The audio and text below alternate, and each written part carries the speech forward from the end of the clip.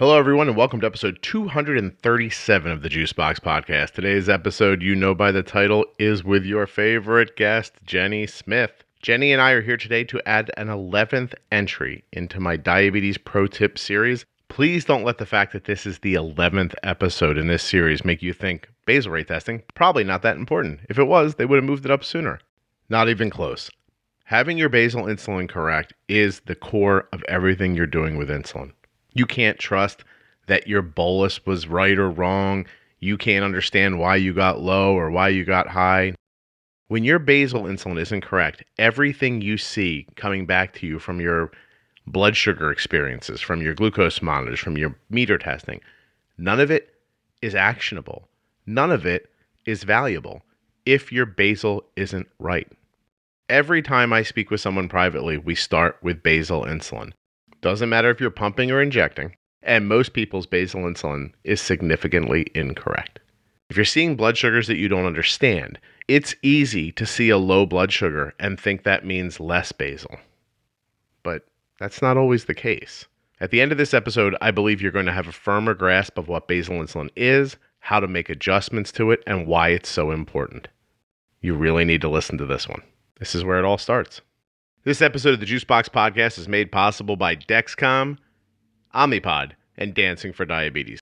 Dexcom, of course, the makers of the G6 continuous glucose monitor. Omnipod makes the only tubeless insulin pump in the world. And Dancing for Diabetes is the organization bringing joy to children in Florida and touching people all over the world with their generosity. You can find out more at dancingfordiabetes.com, dexcom.com/juicebox, and myomnipod.com/juicebox. My friend Jennifer Smith is not just a CDE. She's a person who's been living with type 1 diabetes for a very long time. Jennifer holds a bachelor's degree in human nutrition and biology from the University of Wisconsin. She is a registered and licensed dietitian, a certified diabetes educator, and a certified trainer on most makes and models of insulin pumps and continuous glucose monitors. Not only that, but she's my guest in every episode of the Diabetes Pro Tip series. If this is your first one, you have to go back. Start at episode number 210. From there, it goes 211 and 212, then jumps to 217, 18, 19. Diabetes Pro Tips picks back up at episode 224 with Mastering a CGM, 225, 226, 231, and of course you are listening to episode 237. This is the 11th in this Diabetes Pro Tip series. And in my humble opinion, it just wouldn't be the same without Jenny. Last thing. Actually, last two things. First one's easy. You know what I'm going to say. Nothing you hear on the Juicebox Podcast should be considered advice, medical or otherwise. Always consult a physician before making changes to your healthcare plan or becoming bold with insulin. And the second thing is that Jenny does this for a living. You can check her out at integrateddiabetes.com, or her email address is right in the show notes of your podcast player.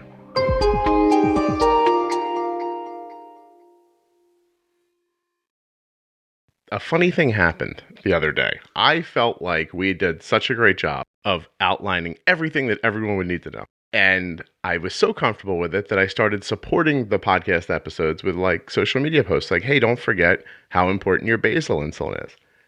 And the amount of notes that I got that were like, hey, you didn't do an episode specifically about setting up your basal rates. And I was like, I didn't. I felt like we covered it all with what we talked about, but okay, if you want to like, so let's add one that's about setting up your basal testing and getting it right. And I was like, all right, well, we'll definitely do that. If the people are asking for it, Jenny, then we have to deliver. That's right. That's what I'm thinking. That's what we're thinking. Fabulous. So I would like to do that. Now, here's how I imagine this. And I'm recording already, so this will probably all end up in the episode. I'm assuming there's a super like specific way, because I remember being taught it, like, you know, in the doctor's office, like very specific. Don't eat food for this much time. Like, make sure you like this whole thing. And this is what your basal rate's going to be. Now, there are times when I think that's antiquated in as much as if you have a CGM, you may be able to figure out your basal more quickly. But I'll cover that when we get to my less technical way of doing it. But I really do want to start with what is the accepted medical process for figuring out what your basal insulin should be. Check out Dancing for Diabetes at dancingfordiabetes.com. That's dancing, the number 4, diabetes.com. You can also find them on Facebook and Instagram. Fantastic organization. You should check them out at the very least. Get involved if you like what you see. What is the accepted medical process for figuring out what your basal insulin should be?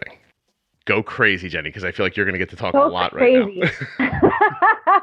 Well, the accepted medical way to do it can also vary. You know, I've heard a lot of different, but I've also heard enough similarities. I mean, I guess our medical way to do it within integrated, when we start working with somebody brand new, that's a first and foremost question. Have you verified that your basals are working well? And basal evaluation can also be done using injected basal insulin as well. Not in the same way or as extensively as a pumped basal rate, right? But you can evaluate to see whether or not your basal injected insulin is working pretty solidly too. Okay. So both of them can be looked at. As far as pumping, we always start with an overnight evaluation. And the reason for doing overnight testing first is, one, majority of people, unless you're a shift worker or an overnight truck driver or something, most people are sleeping in that overnight time period. Right. So there's no eating, no exercising, there's no food going in anyway. It's like one of the easiest times of day to actually get a basal test in. Okay? I agree. The biggest thing heading into any basal test is that there isn't any food that's going to be impacting in that basal time period, and there's no lingering impact of your bolus. So for an overnight test, we aim to say, have your dinner and bolus by 6 p.m. Because by 10 p.m., when most people are going to bed, give or take, depending on if you're a little kid or an adult or whatever, by 10 p.m., that bolus itself and 99% of that food impact should be gone by 10 p.m. In, out, kind of the bell curve of effect, right? So from 10 p.m. overnight and into your normal waking time, then we get a true look at what is basal doing to hold things steady. Now, the other variables, we had an episode about variables too, right? Indeed. That comes into play with testing. You know, if you are in those couple of days before your period is starting, if you have a nasty cold, if you have a lot of exercise because of training or practice or something, you don't want a basal test on an overnight when any of those pieces are happening, right? You know what I wonder too is I'm starting to believe that there's a different basal rate that my daughter needs depending on her site. So I think there's a leg basal rate for her, and I think there's a belly basal rate for her. That's actually funny. When I use my upper butt for my Omnipods, prior to looping with a Medtronic pump, I noticed that on my butt, I need about 10% more basal insulin. And so I set up a basal profile that I call butt. Can I say that on butt, you could definitely say butt, yeah. I called it butt, and I had it 10% higher than my standard tested basal rate, right? That ran on my other normal sites, which seemed to work the same. So you're not crazy in thinking that it could be the case. And it's something I bring up with people too, especially those who use Omnipod, which you can wear it in a lot of different places compared to conventional tubed pumps, right? Yeah.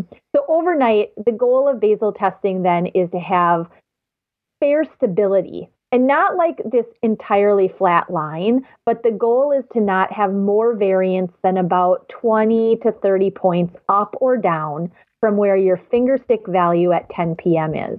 And the goal at 10 p.m., once that bolus from dinner and the dinner food is pretty much gone, 10 p.m., your blood sugar, you're aiming for it to be somewhere between 80 and 250.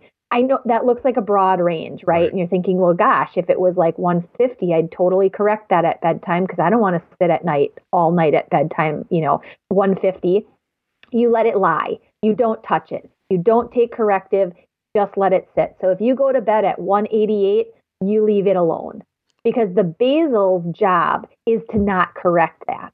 The basal's job is to hold you pretty steady. If you're not going to have more than a 20 to 30 point variance up or down from that, that means all night long you shouldn't really go more than like a little bit above 200 or maybe down to like the 150s if you started at like 188. And if you accomplish that, then you imagine that the basal's pretty steady. Correct. Okay. Correct. If you accomplish that with little variance, but not a lot, and you wake up, let's say, at 169, awesome. Your basal, we would hold it check marked off in our box of records as stable, tested, it's good, let's move on to the next testing period. Now, let's say your basal does show that it's not right.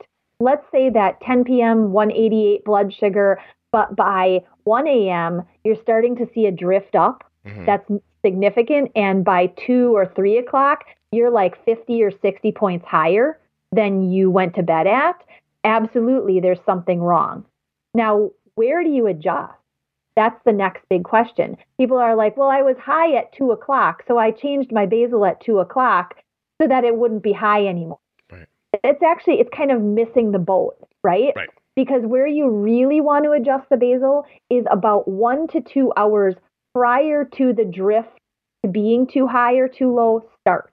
Okay. So if you're too high by 2 a.m., you probably need a basal adjustment at least by 1 a.m. or maybe midnight that's higher so that you don't have the drift up in the next 2 hours. Yeah. And and for people listening that get confused by that, if you think about pre-bolusing, you put insulin and it doesn't begin working for a certain amount of time, either does basal insulin, and you're using much less of it. So to get a real impact from it could take some time for it to build up its efficacy, I guess, right? And then be able to hold you stable. Okay. Correct. Yep. So that circulating insulin level, it's a great description. It needs some time to bump up or bump down to the rate that's going to be then effective an hour to 2 hours from now at that rate. It's the same reason why when we tell somebody, if your blood sugar is super stable at 70 and it's been like that for hours and you haven't had food or insulin and you want to try to bring it up by doing a temp down, you can. But if your blood sugar's falling at 70, shutting off your basal is not going to do anything to affect what's happening right now. Correct. You'll make your blood sugar high 2 hours later, right after your seizure. Right. Right. Exactly. Right. Yeah. Or after you had, 30 grams of a juice box or whatever. Right. Yes, exactly. Yeah. So it's same thing, if you're drifting down, you adjust the basal down a little bit, still in the same time frame, 1 to 2 hours prior to that drift starting so that you don't get too low later. Right. Now, by how much? I mean, again, this is where it does vary a bit, but usually, if the drift up is somewhere between like 30 to maybe 60 points higher or lower than you want to be within that time period, an adjustment by 0.05 to the basal rate could be enough to make a change so that you're not drifting up or down. Yeah. If it's more significant drift and you're really rising like 100 points, you started at 188 and by 2 a.m. you're at 280, that's a pretty big change. Yeah. And again, we would probably adjust the basal at least by 0.1, maybe even 0.15, depending. What's interesting is that I know this isn't like any kind of hard and fast rule, or it is, and I've found it by mistake, but I talk to a lot of people with kids, younger children, and it seems to me that a rule of thumb is 0.1 per 10 pounds of body weight with kids. I don't know if that ends up working for adults or not, but the more people I talk to, the more I see like that's what makes sense. And I don't know if it's an anomaly for me, but when you have somebody on a phone call with you, which, telling you something about themselves, and it's like, I'm doing this and it's not working and blah, blah, blah. And you need somewhere to start. Like, it doesn't, you know what I mean? You need somewhere to start. And I always ask like, well, how much do they weigh? And most of the time it bears out. But then recently I spoke to somebody, it wasn't even close. It didn't matter. The weight was unimportant. That child just did not use the insulin the same way. Right.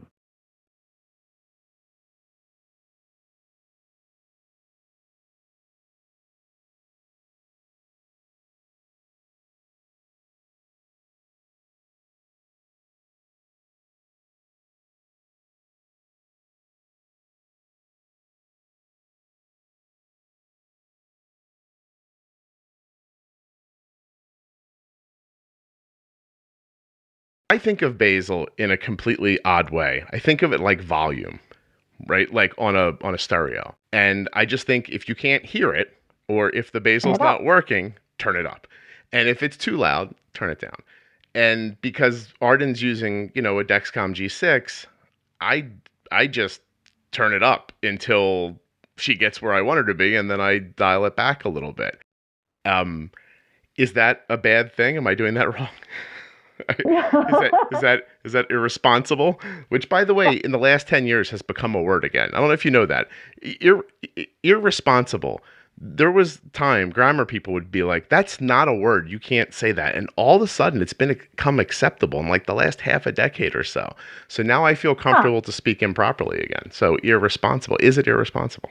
Irresponsible. Well, I actually use that word with my 6.5-year-old all the time. So I guess I've been using it more appropriately now than I thought. Yes.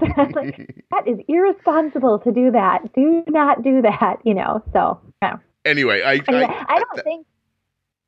think that that's irresponsible. Okay. I mean, you're doing in the topic of basal specific adjustment. If you're talking about temporary basal adjustment, we do that a lot, to dial it up, to dial it back, to kind of, and that's also the concept of looping, right? Right. Is that the system works according to what it sees happening to the blood sugar and the insulin that's active and the food that's active, and it may dial things up and it may dial things back. So that's, definitely not irresponsible. When we're talking about setting true basal, though, we really want to make sure that we set the basal rate itself in the profile the right way. And you can dial it up. If you want to be truly bold with insulin, you may want to dial it up a little bit more than you think you may need, do another basal test. And then if it doesn't work quite well because now you're ending up lower than you wanted, great. Just dial it back a little bit in the adjustment that you made. But at least it'll be a better picture, overall. And you can always test over and over again. Right. Most people hate basal testing, myself included. Yeah, well, listen, I remember getting the sheet of paper handed to me when Arden was 2, and they're like, the first thing we're going to want to do is basal test. And I looked at the sheet and I'm like, well, I'm not doing any of this, but okay. And, looking back, I really should have done it. Especially back then when there was no CGM and, none of that stuff. And I really should have done it. But no food being digested, no active insulin. Like, how am I going to get like a little kid not to eat for 5 or 6 hours? And I did eventually figure out that overnight was the place to begin. And you can, to some degree, infer the daytime from the nighttime. Meaning, if it takes a unit an hour overnight, you're probably not 5 units an hour during the day. You're probably somewhere near that unit, right? Right. And it could be, it could be significant. Right now, Arden is more like a unit overnight and more like 2 units during the day. Mm-hmm. Right. Mm-hmm. So but that also will go back and forth. It just changes. I will say this, because you alluded to it earlier, and you were just talking about the idea of basal testing. Like, I know a lot of you don't want your blood sugar to be 180 or 200 overnight, but for this test, maybe that's what has to be. I'm really coming to realize that an incredibly flat line, one that's 85 for 24 hours a day, is really not reasonable. It's doable, right? And sometimes you'll get it. And maybe you'll get it for days in a row if you're really dialed in. But you can't be upset if a blood sugar goes to 160 for 45 minutes and comes back again. Right. It just, my blood sugar goes to 160. Like, if I sit down and ate a plate of pancakes today, my blood sugar is going to be 160, probably for a couple of hours. Now, different situation, right? And I don't have the other impacts of type 1 diabetes like people with type 1 do. And I get wanting to limit it. But everything we've talked about on this podcast for the last number of years, I've seen it intersect with Arden becoming an adult.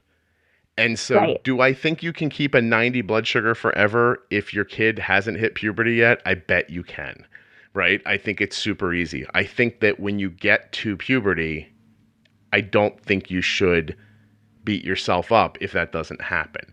And I can still do it most times. You know what I mean? Like, don't get me wrong. Mm-hmm. But I don't know. Like, it doesn't seem as important to me. It almost seems like a video game now when I step back and I watch people online do it, for instance. And they're like, look at this graph. And I'm like, that's amazing. And then there's part of me that wants to say, show it to me 10 days in a row and then I'll get excited, right? Like, don't just show me one in the middle of May and go, hey, look what I did here. And that's why, on my blog, I try to put things up that are like, look how wrong everything went today. Arden's A1C still under 6, I don't know. I want you guys to realize that we don't want spikes. When we get them, we want to bring them back down again. But if they happen, you cannot run around like you've lost some, game that's attached to your mortality somehow. If your blood sugar is always 200, yes. But, if it jumps once or twice, come on, like ease up a little bit. Okay. Right. So how reasonable is it that once I basal test, I'm actually going to know what my basal rates are? Normally, I tell you about the Dexcom G6 continuous glucose monitor, about the share feature. You can see your kid's blood sugar when they're not home. Or, if you're an adult and you'd like your parents still or a friend to be able to see it. Share and follow is amazing. It's available for Android and Apple and blah, blah, blah, and you should do that. Wouldn't it be great if you could see the direction of your blood sugar and the trend lines and how fast your blood sugar is moving up and down? All that stuff that you hear me talk about all the time, 100% true. But with the time that's left in this Dexcom ad, I'm going to say this to you.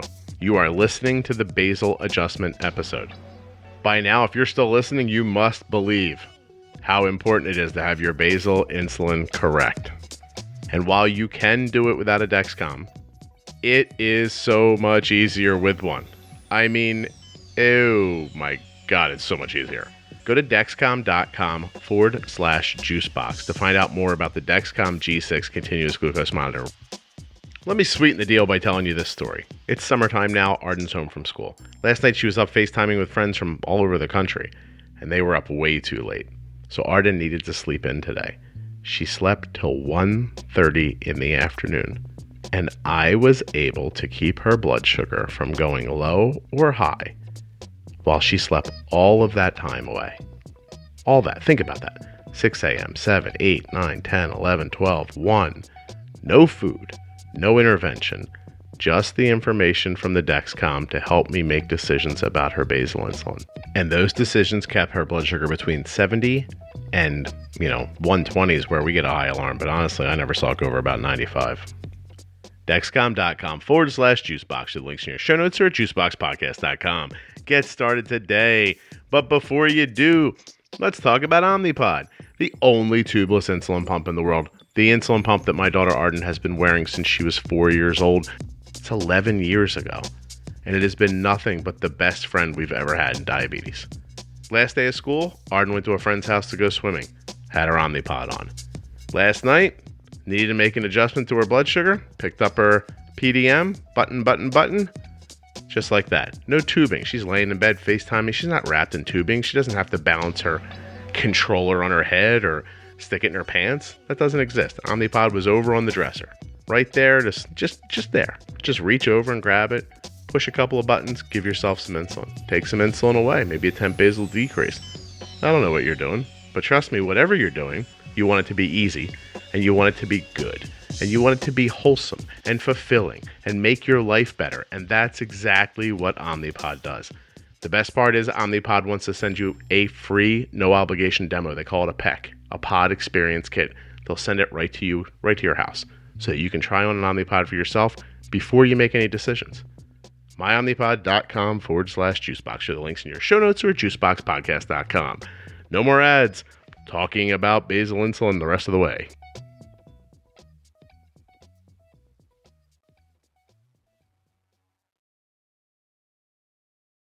Are there times I basal test and then I don't have any better of an answer? There might be, especially if, like I said before, if you're doing some basal testing and there are variables at play that you didn't really think to pay attention to within that time period, then absolutely, though that basal test could be not very purposeful. It could be kind of null and void.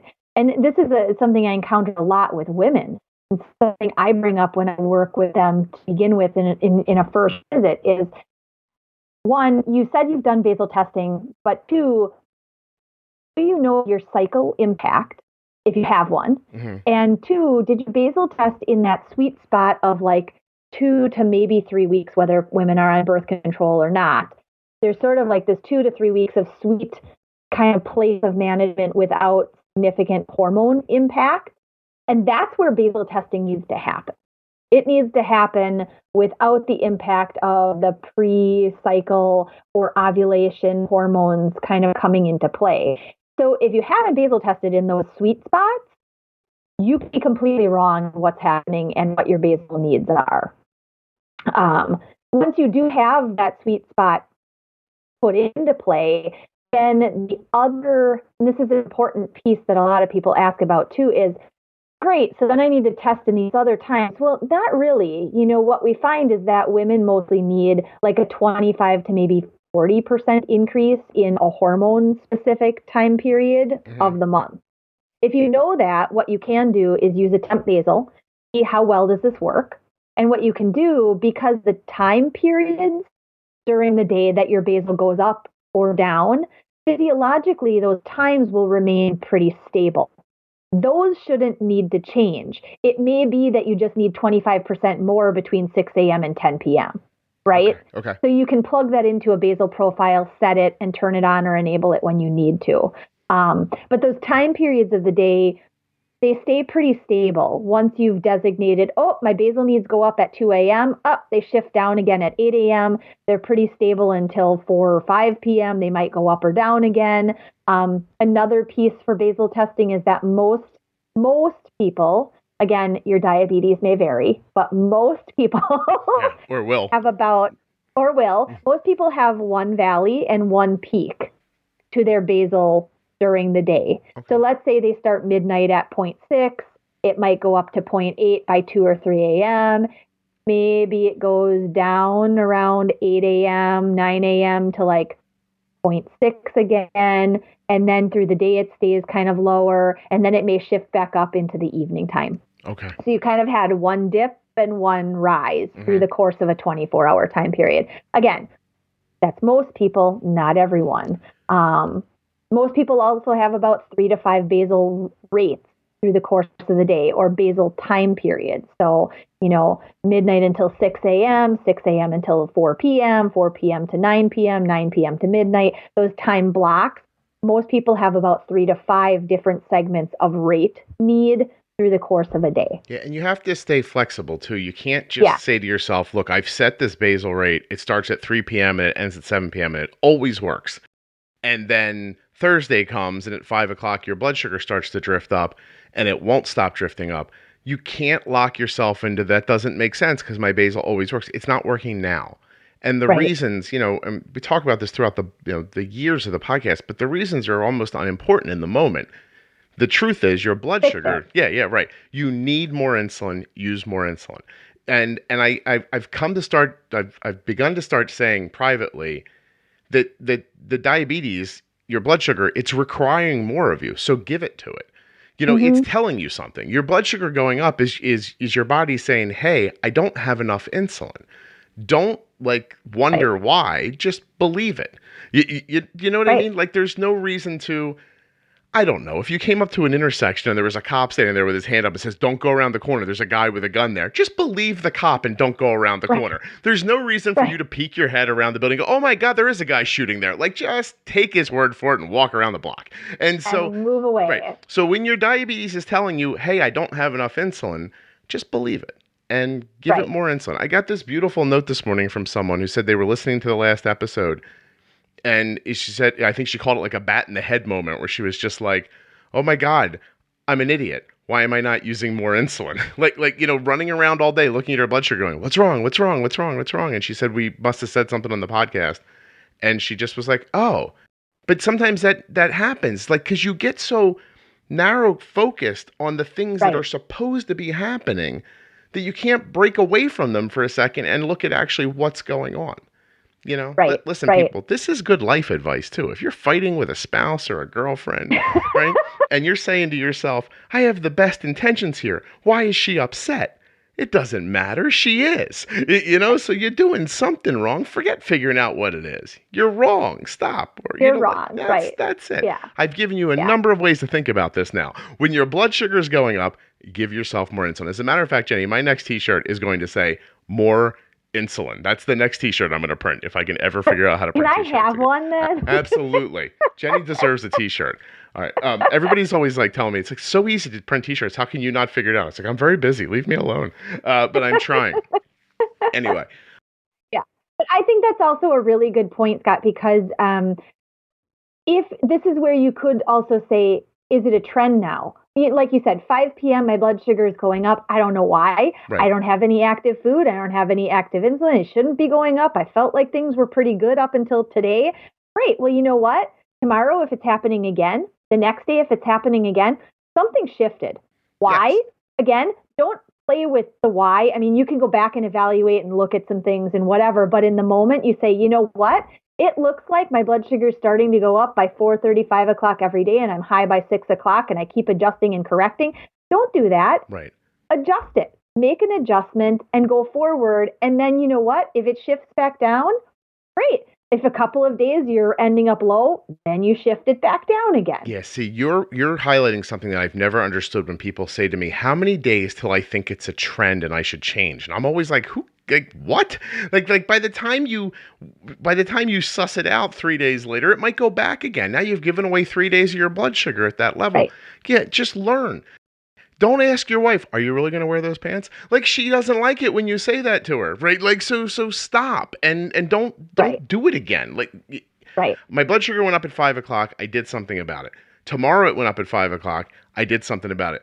The next day, I'm not even letting us get to 5 o'clock, right? I'm just going to decide, I'm going to expect that what I know is going to happen, and I'm going to deal with it ahead of time. And if it happens to not go that way, well, then I can dial it back again. Right. Not Absolutely. a big deal. But it's so much easier to ramp up your insulin and bring it back than it is to sooner than later. Get a high and blood that's sugar. where many times doctors will say, hey, follow a trend over the course of a week. Well, that's 5 to 7 days then that you have chunked out higher or potentially lower than you want blood sugars because you're trying to find a trend. I mean, in pregnancy with the women that I work with, we say 2 days of a trend, we're making an adjustment. Mm-hmm. And you know what? If we need to dial it back again for whatever reason, we will. But we're not leaving things travel higher or lower for more than that time period. We will adjust and then we'll adjust again. And for all of you who have ever said to me, yeah, I'm going to handle that the next time I go to my doctor 3 months from now, you make my brain hurt when you say things like that.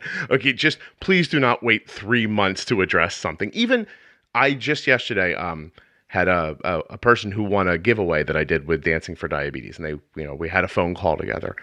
Nice. And this person, it was great. A person in their 60s who decided to get a CGM and a pump, and is very excited for themselves. And then she said, I have a doctor's appointment in July. And I said, no, don't wait till July. I said, write an email right now. Hey doc, guess what? I'm getting a Dexcom G6 and I'm getting an Omnipod.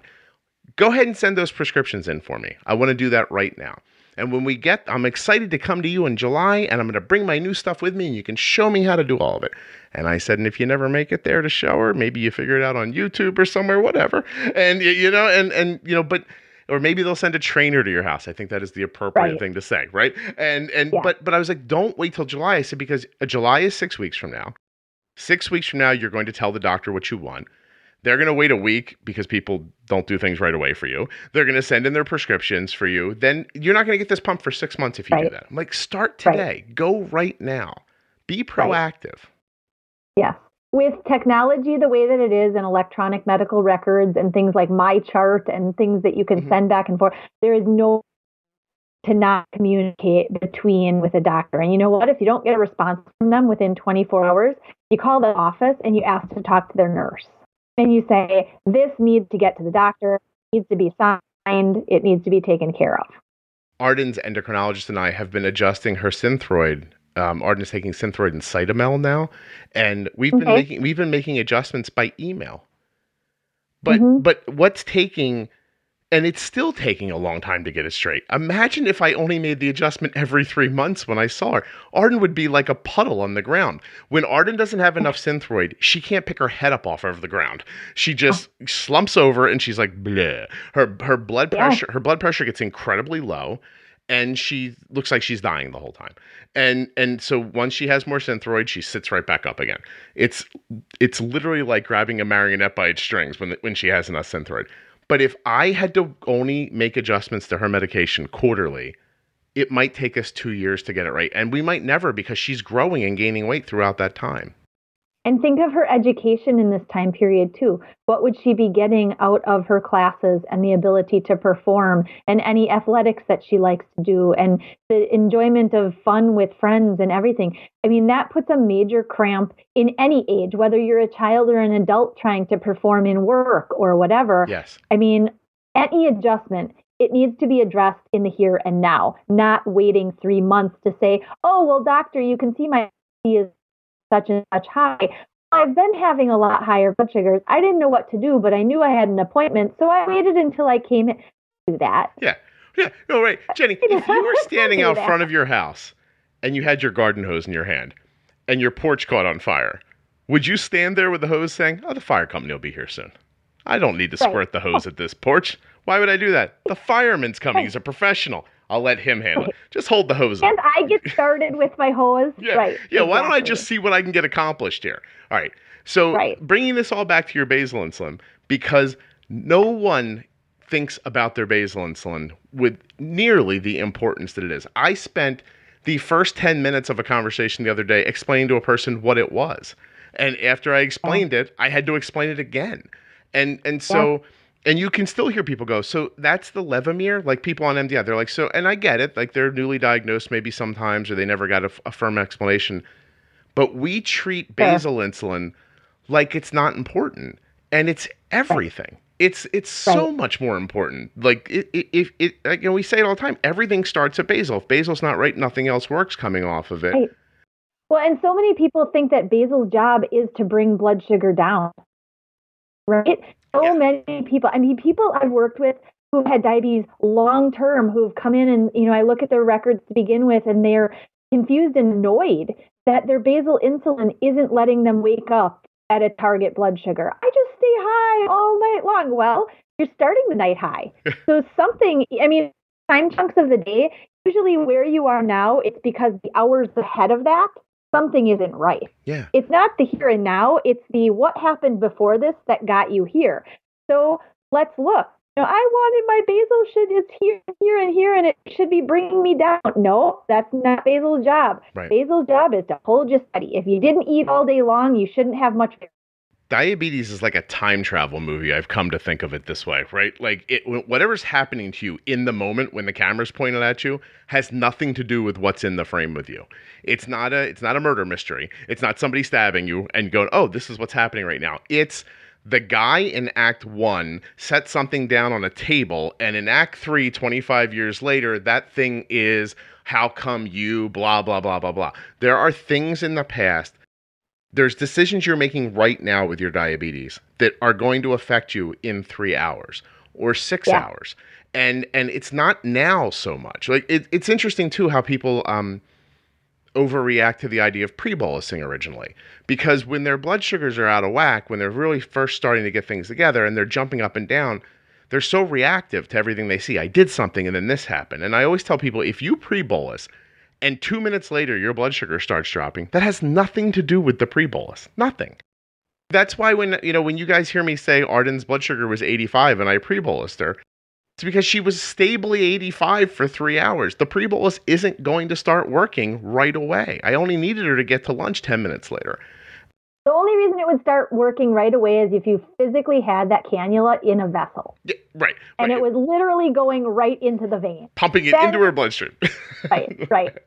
So in normal situations, which Jenny's bringing up probably because she knows we actually had a pump probably nick a vein in Arden, and for 2 days we couldn't get her blood sugar to go above like 50 most of the time until we finally just changed her site and everything went back to normal. But that had never happened before. That was crazy.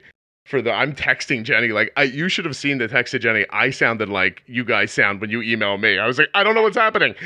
I fed her so much food and she's at 50. And I wasn't with her. I was in Florida doing Dancing for Diabetes. My wife's at home going, seriously, this is what's happening when you leave? And I was like, I don't know how to explain any of this. I said, I've looped in Jenny. We're going to figure it out, But anyway, yes. The point is that timing of your basal just as important as the amount of your basal. And to Jenny's point, for those of you who are thinking that basal's in charge of bringing your blood sugar down, it's not. It's in charge of keeping your blood sugar stable. And I say all the time, it's a stupid thing, but do it with me here, unless you're driving. Hold your hands together in front of you, like, in like the classic, prayer mode position, right? Imagine your body function and, sugar on one side and your basal on the other side, and they're both pushing each other towards the center. And when nobody wins, right? When your hands don't move to the left or your right, that's a good basal rate. When you start moving towards body function, then your basal's too high. And when your body function starts pushing you away, then your basal's too low. You're trying to just give the basal enough strength to fight off the background things that are happening in your body. Right. And when you eat, a reasonably normal meal, that basal should also, help with your bolus. But don't expect that if you're going to eat like an entire pizza, that your 0.6 basal rate's going to be okay, because it's not. And then, so that's another thing. So once you get done basal testing and figuring out your basal for all your normal times when you're just standing around being you, amazing you, that's one thing. What about your basal insulin while you're eating? And those tests have to happen in real life while you're eating. You have to say to yourself, when I eat a salad with a burger, my blood sugar tries to go up. I wonder what would happen if I did increase my basal rate during that. And, for those of you who've been listening for a long time. Or after that. Right. Maybe it's pizza. It doesn't hit me for 90 minutes after I've eaten it. Or any other thing, like French fries. Arden had French fries the other night. It must have made her high like 4 hours after she ate them. So that's just understanding again. That's why we also start with the overnight test, because if you can wake up in target, you are not fighting being too low from excessive insulin dropping you, and you're not fighting being too high and having to correct and add insulin in a time that most people are insulin insensitive in the morning, right? Yeah. So when we talk about things like adding fat in, yes, your background basal, if you know it's solid and set to begin with, then you know how to play with that temporary basal feature to accommodate for long-term impacts like fat. Fat causes essentially a stress factor. It releases triglycerides into the bloodstream, which causes insulin resistance in the aftermath. It can last as long as 10 hours after eating high fat. Yes. So most people need a basal increase. It's like fat almost causes your basal insulin dose to be reduced by 50%. So if you're running at a rate of 1.0 overnight and you have this big old awesome like cheese meat lovers pizza at night, you go to bed thinking, man, I nailed that bolus. I'm going to bed beautiful. I'm like a 103. I'm going to sit here all night. It's going to look awesome. And at 2 o'clock in the morning, you're at 300. And you're like, what the heck? Where did this come? It's fat. Usually fat starts to impact by about 3 hours. You get this like drift, and then you get stuck high, and you nail it with insulin, and you nail it with insulin, and you nail it again. And then finally you might start drift down by the time you wake up the next morning. You could have fought it ahead of time by using a temporary rate adjustment. If you know your basal to begin with is set well, you can increase using temporary basal and offset the impact of that fat. I wonder if I can explain what's in my head correctly. Because when your blood sugar gets elevated, imagine it's 250 coming off of the pizza, and you think, oh, a unit brings me from 250 to 100, so I'll put in a unit. That's great. But what Jenny just told you was you're at 150% need for your basal. So the unit really just keeps replacing the basal you don't have. So you put the unit in, replaces the basal, keeps you stable at 250, but you still haven't addressed the number. And so then you wait an hour and you go, I can't believe that didn't do anything. And you put in another unit. It doesn't do it again because you're still just replacing the basal. You need to yak up your basal rate and bolus for the number. Yeah. And remember that turning up the basal at midnight doesn't mean it's going to start working really maybe until 1 or 2 o'clock in the morning.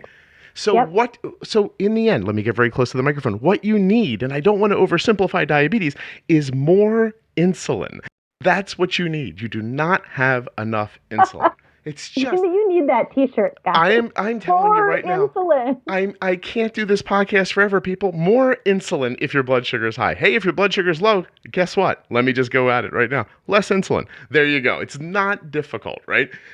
It's difficult to imagine the whole thing, which is what this podcast episode's about. Like, we're talking through a number of different scenarios where your basal rate means something.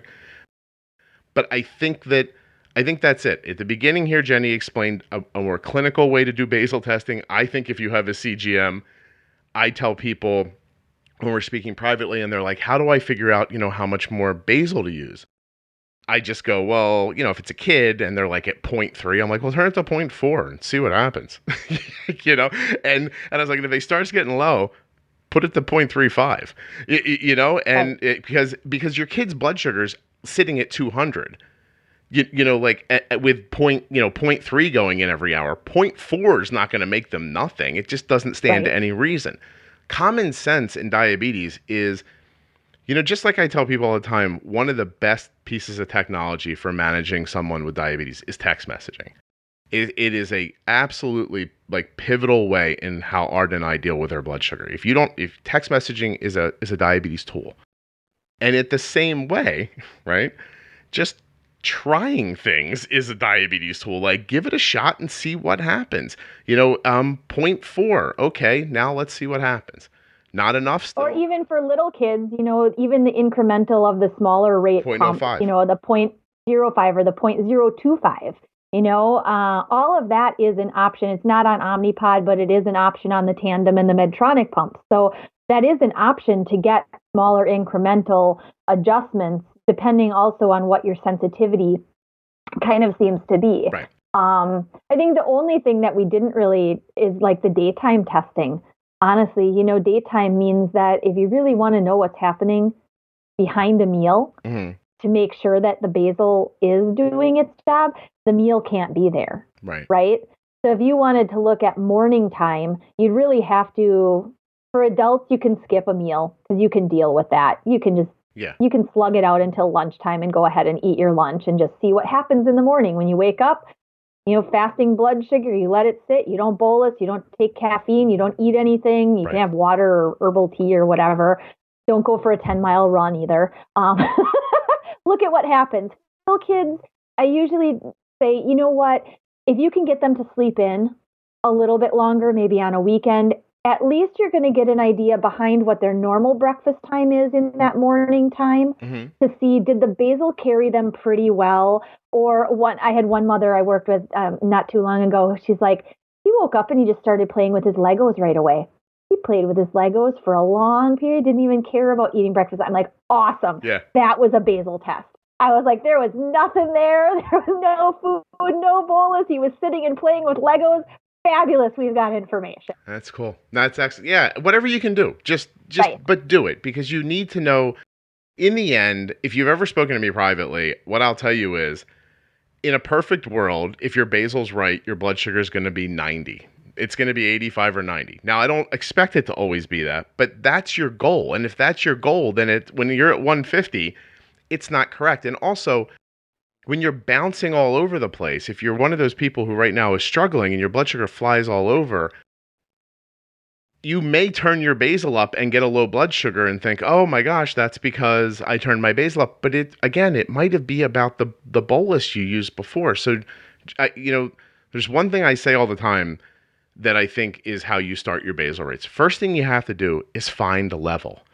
Just find a stability point. It doesn't really almost matter where it is. Just get your blood sugar to sit still. And if you have to nudge with food to do it, or nudge with insulin to do it, it's fine. But get stable somewhere and start over. Even when things go crazy here, I'll say that to Kelly. I'll be like, listen, I said, we're out of, everything's out of whack. We got to find a stable point so we can start over again.